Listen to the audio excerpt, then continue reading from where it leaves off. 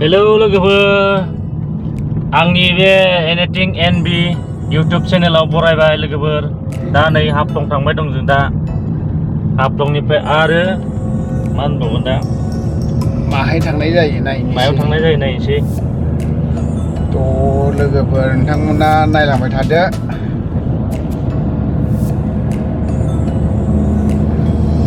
मा जायगा बियो? बाङालि जायगा गासिबो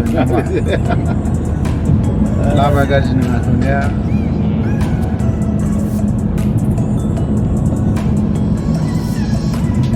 हाफ्लंआव थांखांनायनि उनाव आरो मिज'राम। मिज'रामनिफ्राय जेला सप्तासे लानानै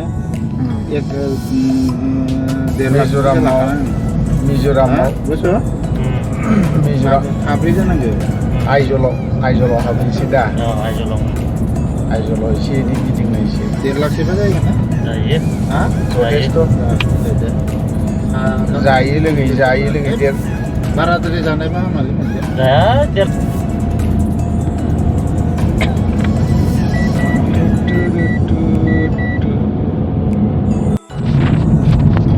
मेथाइ दामबा माथो बेलाय जिनिसा बेजों माबाना कानेक्टेड नालाय ओंखायनोथ' जादों घटनाया।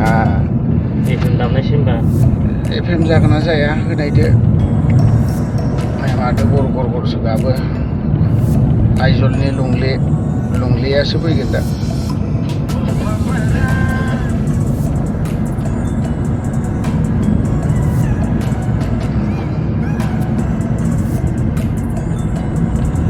जानाय नङालै थाथोंसै। जायगाया गाज्रि नङा, बेरायनोबो मोजां। फुङाव मर्निं वाक आरो इभिनिं वाक माबा खारबाय थानो मानो मोजां जागोन आरोखि। लेजारना जायगायाव जादों।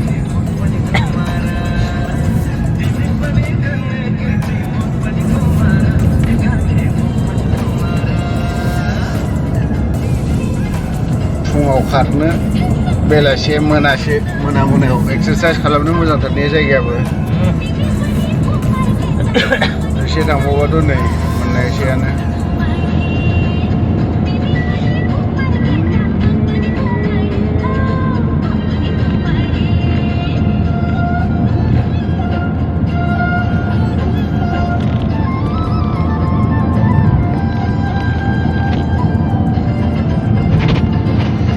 थ' नोंथांमोना मोजां मोनोब्ला, जायगाखौ नायनानै मोजां मोनदोंब्ला अननानै शेयार खालाम आरो जोबथारनायावथ' लाइक खालामनोखौथ' दा बावथारखा।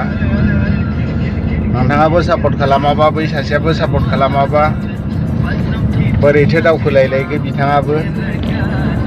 एनिथिं एनबि चेनेलखौ नोंथांमोनाबो सापर्ट खालाम अननानै।